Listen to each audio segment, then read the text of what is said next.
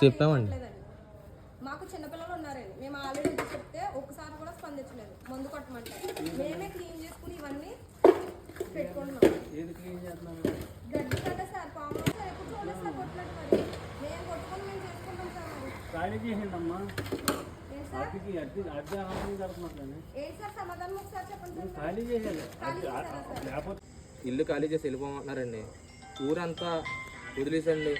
మా ఇంటి పక్కనే అభివృద్ధి మమ్మల్ని వ్యక్తిగతంగా టార్గెట్ చేసండి. మా ఒక్కరు మాత్రమే టార్గెట్ చేసి ఇలా చెప్తున్నారండి. చెప్పిన వెంటనే 10 మంది పంచాయతీల నుంచి 10 మంది వచ్చండి మా ఇంటికాడ అందరినీ చెప్తే సరే అని అన్నీ తీసారండి. తీసుకోమన్నానండి, నేనేం కాదనలేదు. కానీ మా ఆవిడ పట్ల ఇల్లు ఖాళీ చేసి వెళ్ళిపోవడానికే కారణం ఏంటండి? అదే కావాలండి నాకు.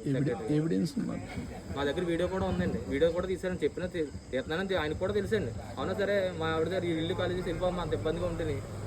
ఆయన ఎవరని చెప్పడానికి అసలు ఒక గ్రామ అధికారి అయ్యి ఉండి ఆయన మీద చర్యలు తీసుకోవాలని ఇల్లు ఖాళీ చేసేమన్నానికి ఎవరండి? ఆయన గ్రామ సెక్రటరీ అండి. ఆయన మీద చర్యలు తీసుకోవాల్సిందిగా కోరుతున్నామండి మీడియా మిత్రులని సార్.